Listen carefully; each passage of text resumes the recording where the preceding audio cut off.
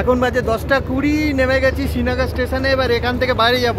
দিনটা ছিল 26শে ডিসেম্বর 2024। কলকাতা থেকে আমরা পৌঁছে গেছিলাম শ্রীনগরে। বুঝতেই পাচ্ছেন এটা কাশ্মীর সিরিজের প্রথম ভিডিও। জার্নিটা ম্যাক্সিমামটাই করেছিলাম ট্রেন জার্নিতে। আজ এই ভিডিওতে আমি আপনাদের দেখাবো কলকাতা থেকে কিভাবে আমরা ট্রেনে কাশ্মীর পৌঁছলাম। তো চলুন শুরু করা যাক ট্রেনে কাশ্মীর।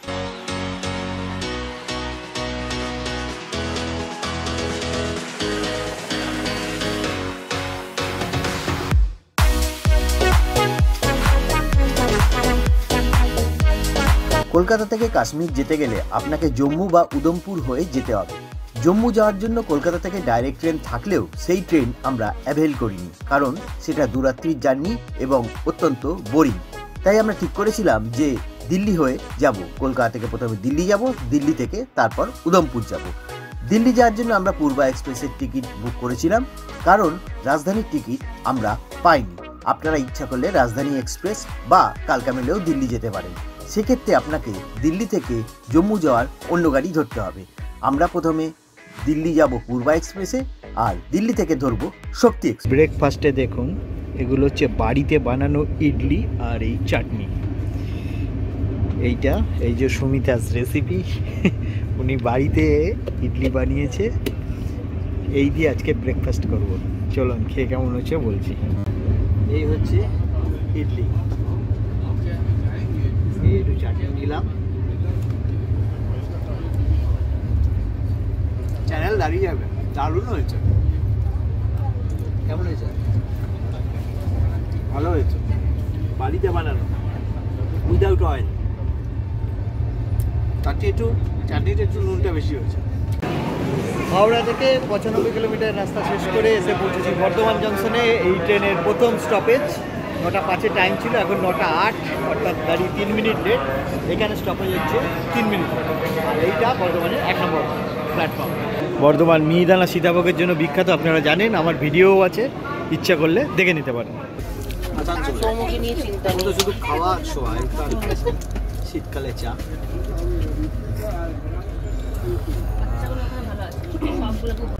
ছেড়ে দিল আসানসোল।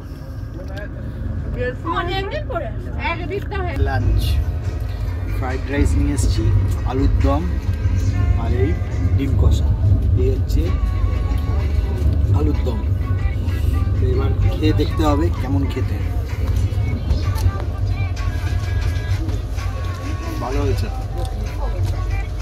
আলুর দম দিয়ে ভালো লাগছে।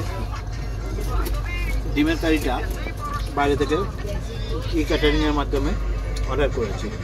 একটু ঝোলটা দিয়ে দেখি কেমন খেতে।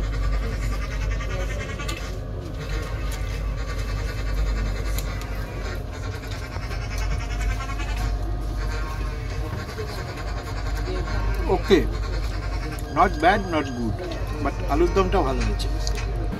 কলকাতা থেকে চলে এসেছি এখন Deendayal Upadhyay Mughalsarai junction.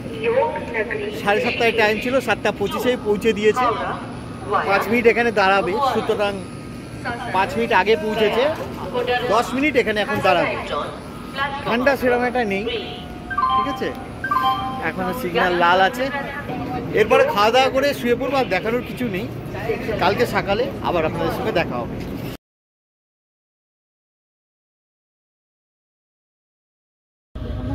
Good morning. আজকে 25শে ডিসেম্বর 2024। এখন বাজে 6টা 35। বাইরে একদমই অন্ধকার।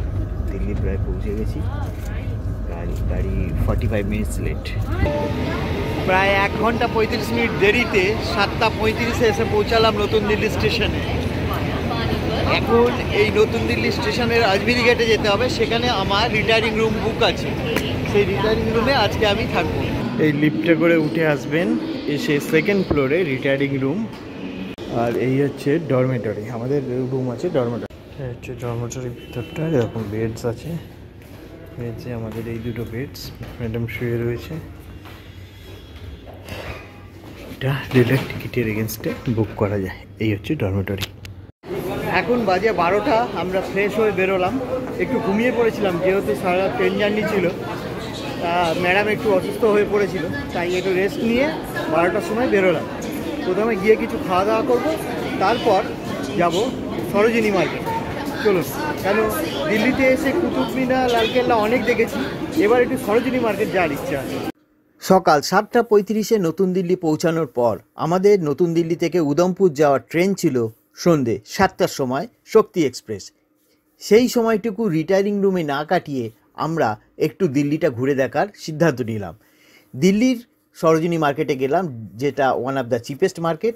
সরোজিনী মার্কেট দেখার পর আমরা গেছিলাম হুমায়ুনের সমাধি দেখতে। হুমায়ুনের সমাধি দেখার পর আবার আমরা নতুন দিল্লিতে ফিরে এসেছিলাম, করে নিয়েছিলাম রাস্তায় লাঞ্চ। এরপর সন্ধে 7টার সময় চড়ে বসেছিলাম শক্তি এক্সপ্রেসে। এই হচ্ছে শ্রী শক্তি এক্সপ্রেস, 7 নম্বর প্ল্যাটফর্ম থেকে ছাড়ে, কাটরা যাবে নিউ দিল্লি থেকে। এই ট্রেনে করে আমি যাচ্ছি উদমপুর। ছেড়ে দিল গাড়ি, 7:05 ছেড়েছে, কালকে 5:40 উদমপুর পৌঁছে যাবো। বাইরে আর কিচ্ছু দেখানোর নেই, এখন ভিডিওটা অফ করে দিচ্ছি।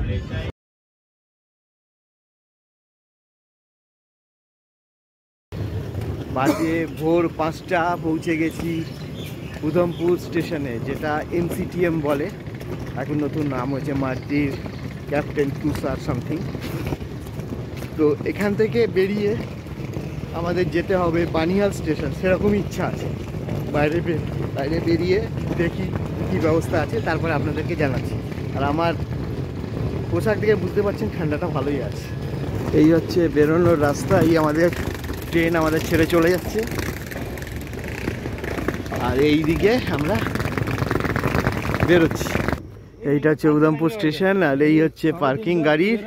এইখানে আমরা গাড়ি নিচ্ছি, এখান থেকে গাড়ি নিয়ে আমাদের আরেকজন পেয়ে গেছি, তাদেরও 3-4 জন আছে। টোটাল 3,500 টাকা গাড়িটা চাইছে, যাবো বানিয়া।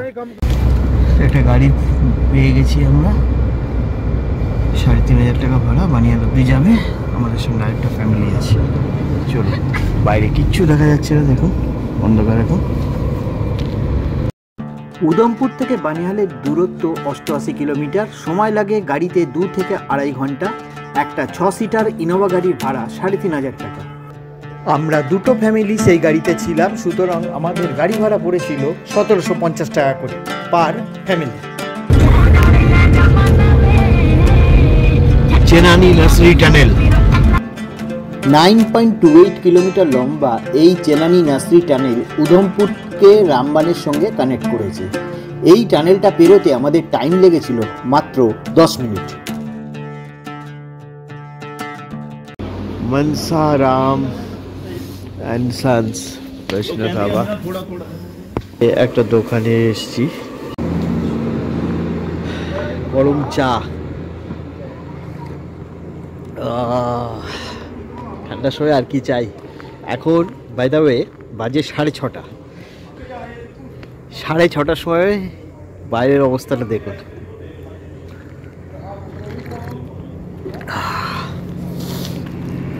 টেম্পারেচার মোটামুটি 4 ডিগ্রি কি 5 ডিগ্রি হবে। চলো গাড়ি ভেতর যাওয়া যাক। হয়ে গেল চা খাওয়া।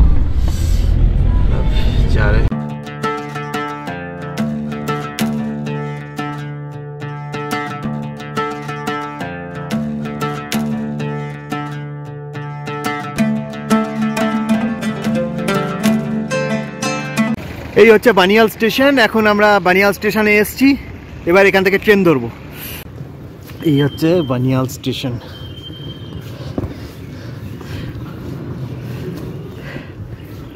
এটা জম্মু রিজনে পড়ে বানিয়াল স্টেশন, এরপরই কাশ্মীর শুরু হয়ে যাবে। বানিহাল থেকে শ্রীনগরের লোকাল ট্রেনের ভাড়া 45 টাকা। টিকিট আপনারা কাউন্টার থেকেও কাটতে পারেন অথবা ইউটিএস অ্যাপের মাধ্যমেও কাটতে পারেন। যখন ভিড় হয় তখন এটা ভালো হবে ইউটিএস অ্যাপের মাধ্যমে টিকিট কাটা, তাতে আপনাদের সময় অনেকটা বাঁচবে। বসে গেছি গাড়িতে, ছেড়ে দিল গাড়ি। এই হচ্ছে লোকাল ট্রেনের ভেতরটা, এরকম বসার সিট, সব বসে আছে। প্রথম টানেলটা পার করার পরই গাড়ি কাশ্মীর রিজনে প্রবেশ করলো এবং তারপরেই যে দৃশ্য দেখলাম আমার মনে হলো আমার পুরো ট্যুরের খরচ এই এক দৃশ্যতেই উঠে চলে এলো। এই দৃশ্য ভোলার নয়, এটা সারা জীবন মনে থাকে।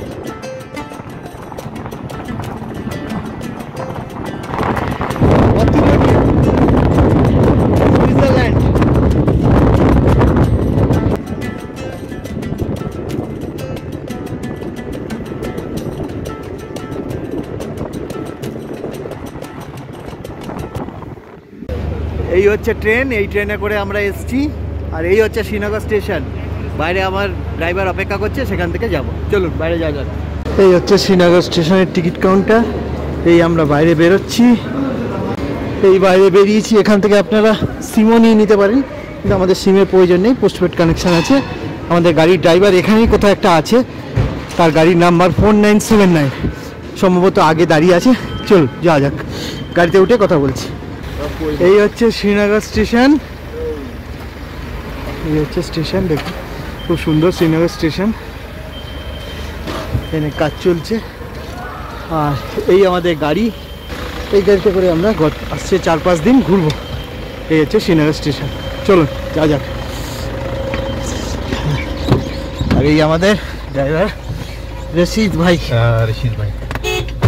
চলিয়ে এক নজরে আপনাদেরকে দেখিয়ে দিই কলকাতা থেকে কিভাবে আমরা শ্রীনগর অর্থাৎ কাশ্মীরের রাজধানী ট্রেনে করে এলাম। প্রথম দিন পূর্বা এক্সপ্রেস করে আমরা দিল্লি যাই, পরের দিন সেটা সকাল 6টার সময় দিল্লি পৌঁছায়। তারপরে সেই দিনই সন্ধ্যে 7টার সময় শক্তি এক্সপ্রেস করে চলে আসি উদমপুরে, যেটা পৌঁছায় তার পরের দিন অর্থাৎ 26 তারিখ ভোরবেলা।